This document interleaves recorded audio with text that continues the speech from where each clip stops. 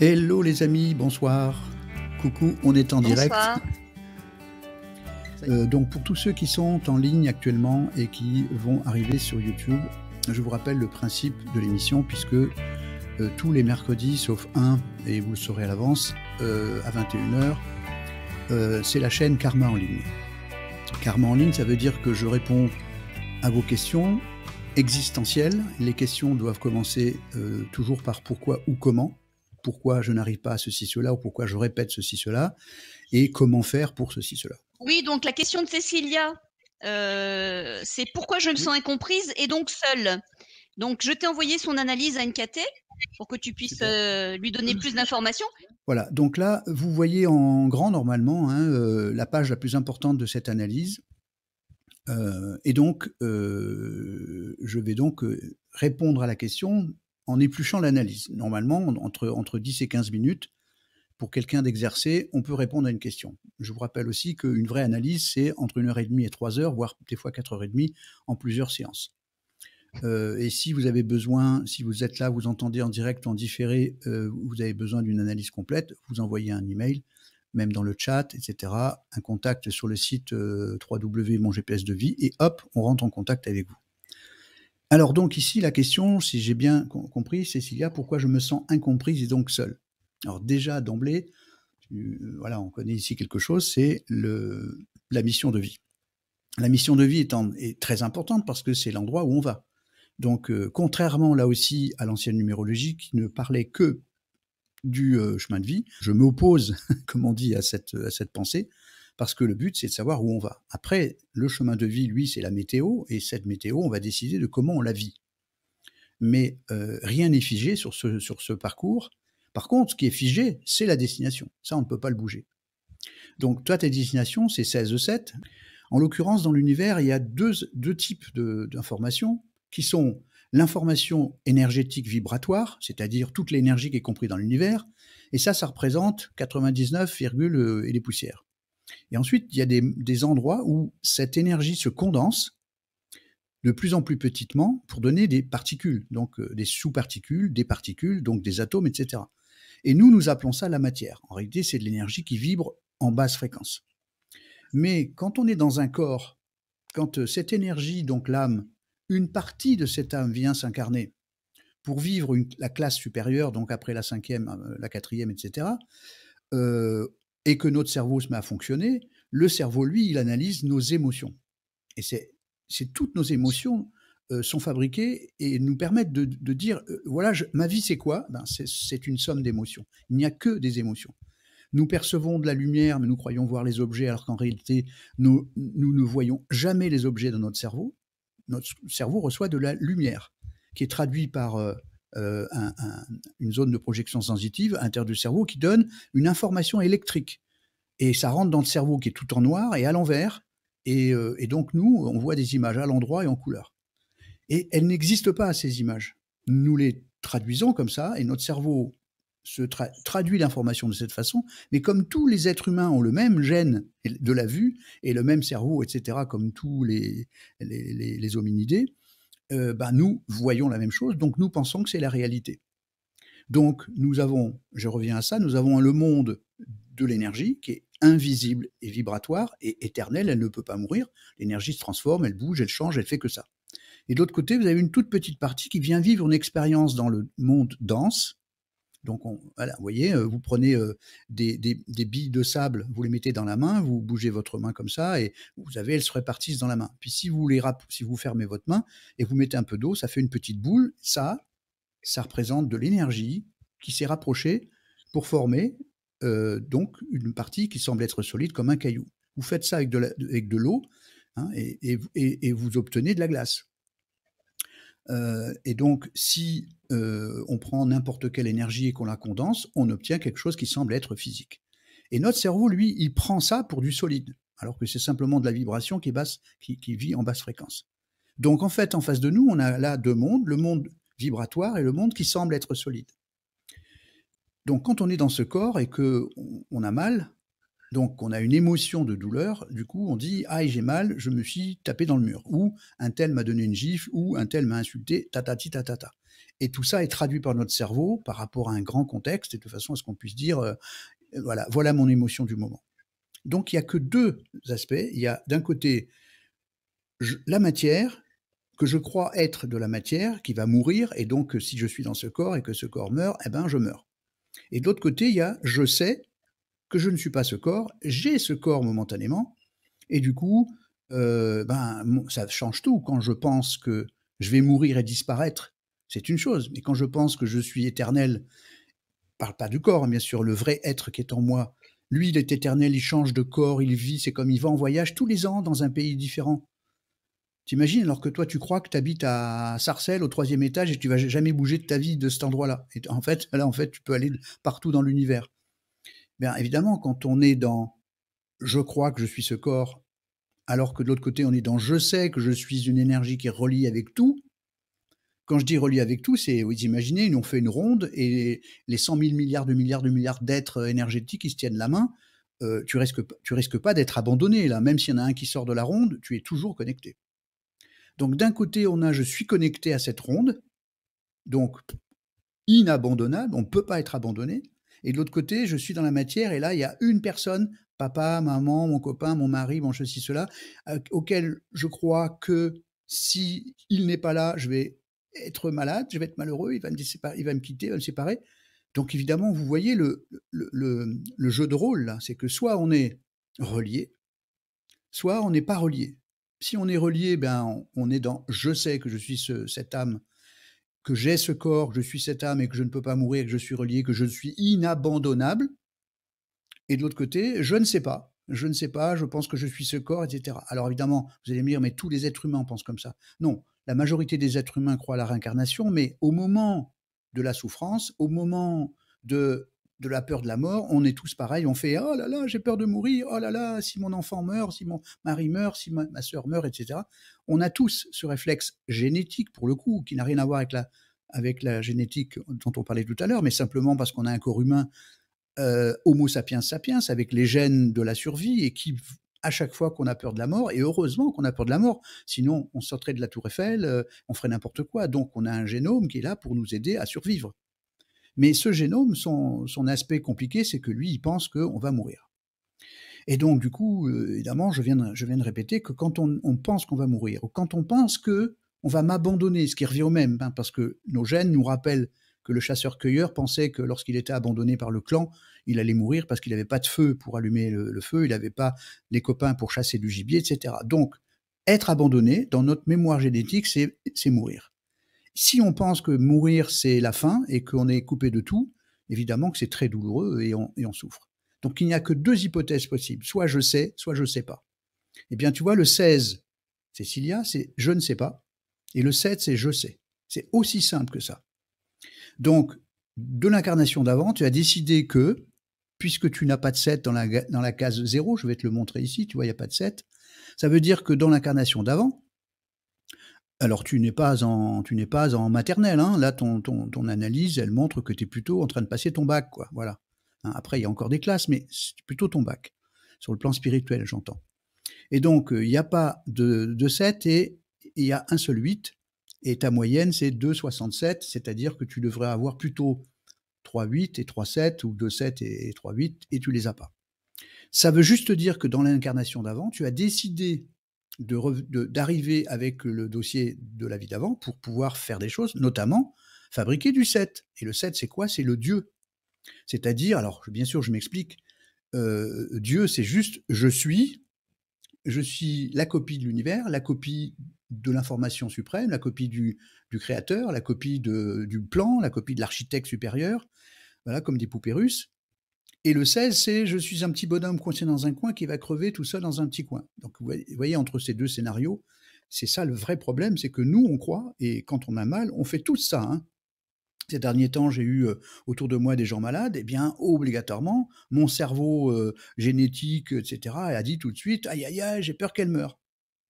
Voilà. Alors que mon cœur, lui, sait que non, bah, même si ça arrivait, ben oui, mon corps d'homme et de parents ou de fils, etc., dirait zut, cette personne va me manquer. Bien évidemment qu'elle me manquera si ça devait arriver. Mais ça n'empêche que si je sais qu'elle part en voyage et qu'on va se retrouver, du coup, c'est plus la même chose. Or, sur Terre, quand on vit, on voudrait être heureux. Et quand on est malheureux à chaque fois que quelqu'un s'en va en vacances loin de nous et qu'on dépend des autres, évidemment qu'on est très malheureux parce qu'on dépend de ce que font les autres et on n'a pas les clés pour maîtriser les autres. Et donc, il se trouve, Cécilia, quand tu vois ton analyse ici, que la case de l'extérieur, le gradient social, il y a 13 alors qu'à l'intérieur, il y a 6. Ça veut dire que de l'incarnation d'avant, tu arrives avec la propension à être dépendant des autres. Donc, dépendant du regard des autres. Si les autres pensent que je suis jolie, alors je suis jolie. Si les autres pensent que je suis nul, alors je suis nul, etc., etc. Ça, c'est le formatage que tu trimbales de l'incarnation d'avant. Ça ne veut pas dire que Cécilia est comme ça. Ça veut dire qu'elle trimballe ce dossier scolaire et que maintenant, ton job à toi en tant que petit soi incarné, de dire, je vais reprendre tout ça et maintenant, je vais changer ma vie. Donc, je vais travailler sur du 7, sur le je sais. Donc là, bah, tu as déjà commencé inconsciemment depuis déjà une dizaine d'années à entendre des choses, mais tu n'as que 18 ans et donc tu as le temps. Mais la réponse à la question pourquoi je me sens incompris, c'est d'abord parce que tu n'es pas compris par toi-même. Donc la première des choses, ça va être de rétablir le truc. Mes défauts n'en sont pas, sont des graines de compétences. Donc dans toute ton analyse, à chaque fois qu'il y a un moins quelque part, ben, il y a un défaut. Mais ça, c'est le défaut de ce que les humains appellent un défaut. Moi, j'appelle ça une graine de compétence. Ça veut dire que tu arrives avec, bon, j'ai décidé dans l'incarnation d'avant d'arriver en disant je vais travailler là-dessus, je vais travailler là-dessus, je vais travailler là-dessus, je vais améliorer tout ça pour faire des compétences. Donc moi, j'appelle pas ça des défauts. Donc du coup, si tu comprends toi-même, comprendre toi-même s'appelle la conscience de soi, c'est le 7. Donc tu es déjà en train de fabriquer sur ta mission en cours de route, tu vois. Tu arrives avec le 16, le sentiment d'abandon, que tu as vécu dans ta chair, que tu risques de revivre, etc. Ok, mais ça c'est de l'abandon de la partie qui dit je ne sais pas. Et toi tu viens pour fabriquer du 7, c'est-à-dire le je sais. Je répète pour tous ceux qui arrivent, je sais que je suis relié. Imaginez la grande ronde avec des milliards d'esprits ou âmes, comme vous voulez, qui se tiennent la main. Même s'il y en a 10 qui s'en vont et qui changent de planète, vous êtes toujours reliés. Même s'il y en a 3 qui meurent, ou des milliards qui meurent, on est toujours reliés. Donc c'est pas pareil que de dépendre d'une personne ou de 2 ou de 10 personnes. Donc là, dans ton analyse, on voit bien que à la trace de la vie d'avant, il y a un ex-homme qui était plutôt pulsionnel, un peu vampire sur les bords, plutôt je prends que je partage, et qui s'occupait bien de sa tronche, comme dit l'autre, avec un mental élevé, et qui arrive en disant, bon, ok, alors moi j'ai vécu ça, maintenant je donne le bâton, tu sais, pour quand on fait le 400 mètres là, avec le relais, quoi.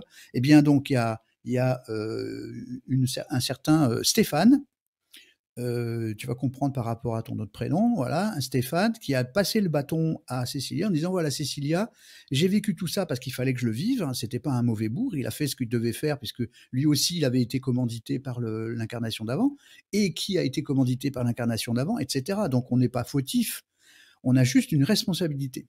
Le karma qu'on va vivre dans la vie d'après est la somme de nos choix conscients. Et donc dans l'incarnation d'avant, ce qui fait qu'on vit aujourd'hui, c'est la somme de nos choix conscients.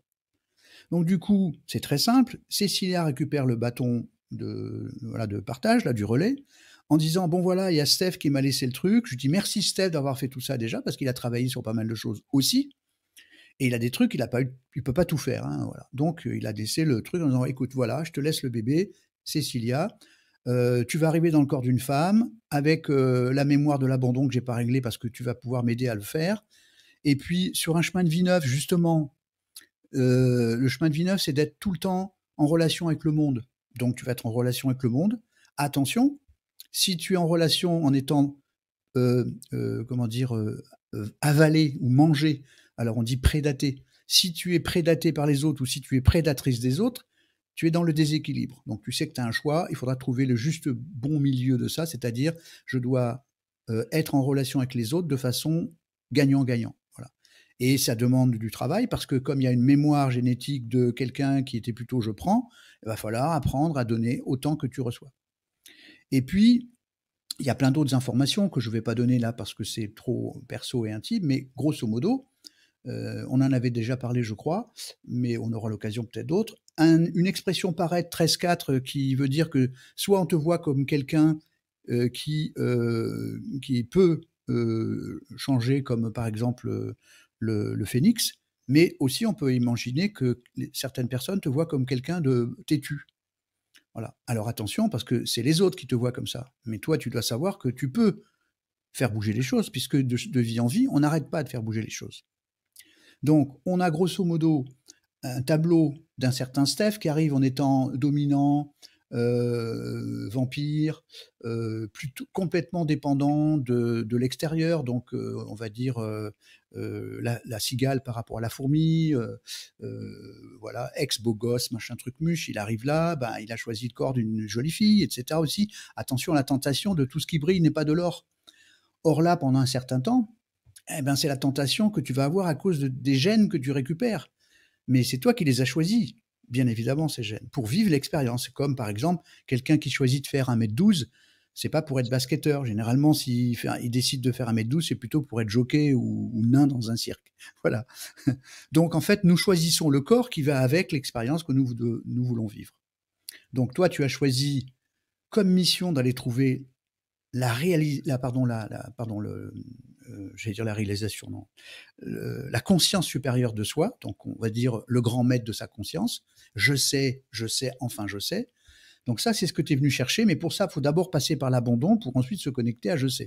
De la même façon, pour ceux qui veulent découvrir l'amour, il est très évidemment évident de passer par le désamour d'abord. Si on veut de la lumière, il faut passer par l'ombre ou par la nuit. Si on veut la paix, il faut passer par la guerre. Ça s'appelle la loi des contrastes. Cette loi des contrastes, on la connaît depuis des milliers d'années. On la retrouve chez les Égyptiens anciens, on la retrouve chez, bien sûr, les bouddhistes, on la retrouve partout.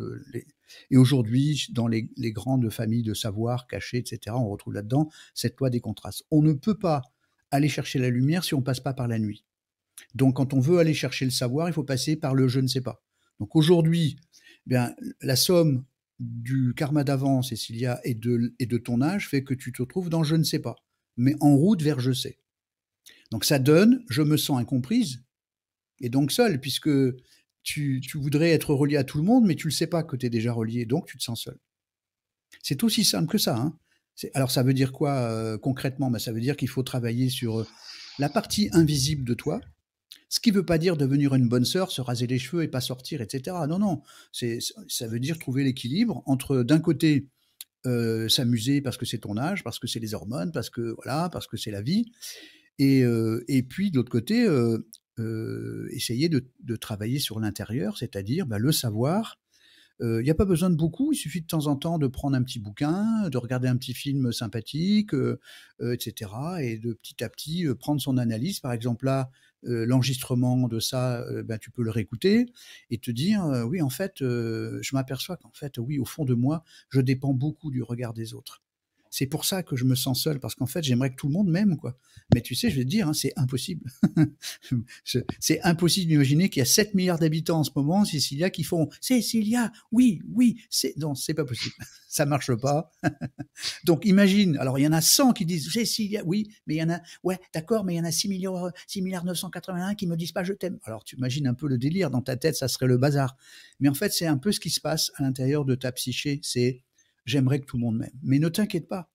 Je veux dire, c'est normal qu'il y ait l'eau et l'air. C'est normal qu'il y ait, tu vois, le feu et l'eau. C'est normal qu'il y ait le yin et le yang, etc. Donc, toi, tu dois pouvoir te dire maintenant, je veux savoir. Dans ta structure, il y a le nombre 6. Ce nombre 6, il te dit qu'il faut que tu passes par des expériences extrêmes pour trouver le juste milieu. Or, comme tu as 4-6, attention, mais ça, on en parlera, je pense, dans le privé. Et donc, c'est important parce que vivre ces extrêmes en conscience, ça change tout. Par contre, tomber dans les extrêmes sans savoir pourquoi, ça change tout dans le sens qu'on plonge, on se trompe, on flippe. C'est pour ça qu'il faut beaucoup communiquer avec des amis, des parents, un thérapeute, hein, parce qu'il faut partager ces extrêmes pour dire, voilà, comment je fais maintenant, voilà, comment on peut faire. Donc, toi, tu viens là, je te rappelle, pour trouver qui tu es, au sens noble du terme, savoir à 100% que tu sais, et donc du coup que tu es cette énergie, copie du parfait, que tu viens pour être encore plus parfait, et qu'à partir de là, il n'y a pas de défaut, il n'y a que des graines de compétences, et que si on reprend tous les éléments, je vais pas te les redonner tous, mais On a par exemple le nombre solaire qui est 7 pour te dire tiens oui ce que je voudrais c'est vraiment voilà. Le nombre lunaire 6, c'est ton féminin qui veut trouver l'équilibre entre le masculin et le féminin. On a un nombre actif 11, c'est-à-dire que ton prénom, il donne le 11-2, c'est-à-dire à la fois quelqu'un qui peut être facilement déstabilisé sur le plan émotionnel, c'est le 11 qui vibre beaucoup, et le 2, auquel cas, c'est plutôt le côté féminin, le côté acceptation, ouverture d'esprit. Donc, entre les deux, tu dois trouver ton juste milieu. Au niveau du plan de vie, pour rapidement te montrer, alors ce que je vais faire, c'est que je vais, pour ne pas montrer certains éléments, pour rester, voilà, je vais faire juste ça 2 petites secondes. Hop, j'aimerais bien récupérer ma souris, voilà. Toc, je vais aller voir directement quelque chose à un endroit donné. Voilà, hop. Et du coup, je peux remettre, voilà. Cette partie-là, elle montre que actuellement, tu es dans une année capitale. Il y en a tous les 9 ans comme ça, mais celle-là, elle est très importante parce que là, tu vois, c'est l'année de tes 19 ans. Donc, tu en as 18, mais voilà. Et tu es en année 1. C'est une année de départ, de prise de pouvoir. Je dois prendre en main. Je suis dans la même année que toi. Année 1, boum, je dois décider. Décider, ça veut dire se poser des questions, faire des choix. Et c'est compliqué de faire des choix parce qu'il y a toujours ah oui, mais si je fais pas ça, machin, mais oui, mais si. Voilà. Mais tu dois prendre des décisions.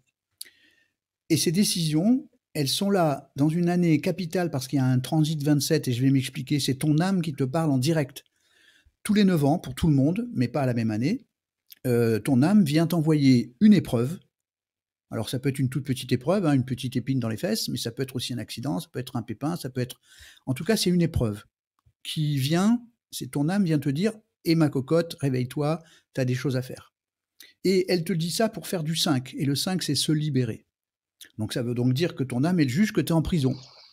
En prison dans quoi? Eh bien, voilà, il y a les croyances, le fait de croire que l'extérieur t'aime pas assez, que toi tu dépends des autres. Non, tu ne dépends pas des autres. Libère-toi des autres. Libère-toi du regard des autres. Et cette année, tu dois décider de ne plus dépendre du regard des autres. Et si tu le fais pas cette année, ben ça revient dans 9 ans, et encore dans 9 ans, et encore dans 9 ans. Tu vois un petit peu. Donc, genre, tu vas redoubler pendant X années. Et donc, tous les êtres humains ont ce schéma, hein, tous les 9 ans, ça revient. Et donc, tu démarres jeune, et tant mieux, puisque si tu as choisi cette famille d'âme, tu as choisi aussi ta famille physique. Du coup, avec le fait de travailler sur la spiritualité d'une manière ou d'une autre depuis des années, et donc du coup, ben, à l'âge de 18 ans, qui n'est pas encore la majorité physiologique, c'est 21 ans la majorité physiologique, et donc tu auras 21 ans en 2023, c'est le moment où il y aura les 3 parties de toi qui vont se réunir. L'enfant de moins de 7 ans, le jeune adulte hormoné, entre guillemets, qui va s'hormoner, et ensuite le jeune adulte vraiment qui devient adulte. Donc les 3 x 7, 21 qu'on retrouve un peu partout. Et donc, alors je vais changer ça pour revenir. Est-ce que je peux le montrer sans trop? Voilà. Voilà ce petit tableau ici. Toi, tu te situes à cet endroit-là, j'ai mis sur 20 ans parce que c'est 15 ou 20. Et ici, tu vois, tu es dans un sous-chemin de vie 2 jusqu'à 28 ans, c'est-à-dire un sous-chemin de vie dont la météo, c'est 2, c'est obligé d'accepter ou de vibrer, comme je t'ai dit, le 11, c'est-à-dire quelque chose qui est difficile sur le plan émotionnel, soit c'est difficile, soit tu acceptes. Et si tu acceptes, c'est-à-dire que tu lâches prise et que tu dis, bon, la vie c'est comme ça, c'est pas grave, je vais pas mourir parce que je sais que... Et alors à ce moment-là, ben, ça t'apaise à l'intérieur et ça te permet de prendre des choses. Tu vois, le 2, il accepte, il ouvre, c'est du féminin, c'est de l'accueil, accueillir les événements, accueillir les choses, sans pester contre, tu vois. Et je sais que c'est pas facile, mais le fait est que ton chemin de vie, il veut savoir, il a besoin du 7, il a besoin du 2, etc. Et pendant ce temps-là, tu es dans une réalisation 5, comme par hasard. Et là, tu te trouves dans une année dans laquelle la mission de cette année 1 de décider, c'est de faire du 5, c'est-à-dire te libérer. Alors, se libérer de tout ce qui t'emprisonne. Alors, à toi de faire le point avec une feuille de papier, voilà, ça m'emprisonne, ça m'emprisonne. Et une fois que tu as fait la liste, tu peux le partager avec quelqu'un, avec maman ou quelqu'un d'autre, ou quelqu'un d'extérieur, donc éventuellement que ça soit Françoise, moi ou d'autres, peu importe. Mais c'est de prendre soin de bien regarder ce qui t'arrive réellement et pas... alors attends, je vais essayer de voir si ici... remove doc, je peux ici, voilà, et du coup, add stream, voilà, je te reconnecte parce que tu étais déconnecté de nouveau. Bon, voilà. Je sais. Voilà, voilà. Et comme du coup, je regarde les fiches, je peux pas m'en apercevoir, voilà. Donc, j'allais dire, Cécilia, tu as les clés cette année, il te reste 6 mois, hein, août, septembre, octobre, novembre, décembre. Voilà, tu as 6 mois, allez, 5 mois, hein, août, septembre, novembre, décembre.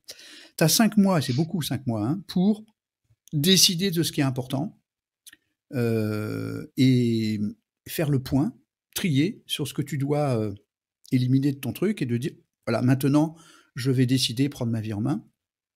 Tu dois te libérer de tout ce qui traîne. Et la croyance que tu es incomprise, elle vient simplement du fait que c'est toi qui es incomprise avec toi-même. Quand toi, tu vas être sûr de ce que tu es à l'intérieur, tu vas voir que les autres vont t'entendre. Tu sais, je vais te donner un exemple. On va le faire on va le faire comme ça. Je vais me mettre en position comme ça et je vais te dire, alors, la NKT, bon, voilà, c'est-à-dire que, bon, alors, oui, c'est peut-être un truc, tu vois, imagine que je parle comme ça, bah, je ne pense pas que tu aurais confiance en ce que je vais raconter.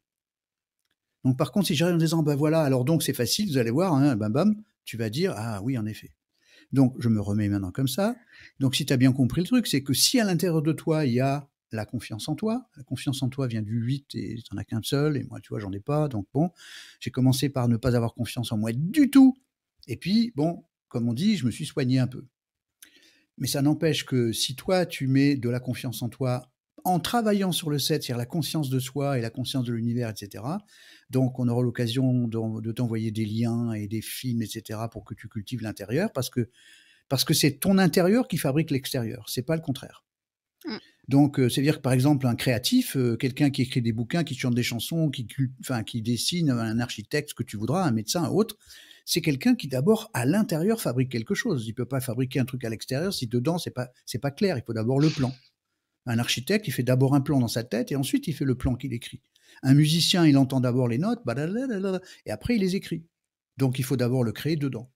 Si tu comprends que dans ton analyse, tout est à l'extérieur et donc dépend des autres, ben du coup, tu t'aperçois que du coup, tu es complètement tributaire de ce que de ta vie dépend de ce que les autres décident à ta place. C'est comme si tu donnais tes clés de voiture, ta tête, ton corps et tout, en disant aux autres, ah, débrouillez-vous, moi, je sais pas faire. Alors qu'évidemment, c'est pas cool comme vie. Donc, il faut que tu reprennes ton toi en toi. Voilà. Et ne plus dépendre du regard des autres. Même si c'est difficile au début, tu vas voir après qu'est-ce que c'est bien, qu'est-ce que c'est bon quand on ne dépend plus du regard des autres.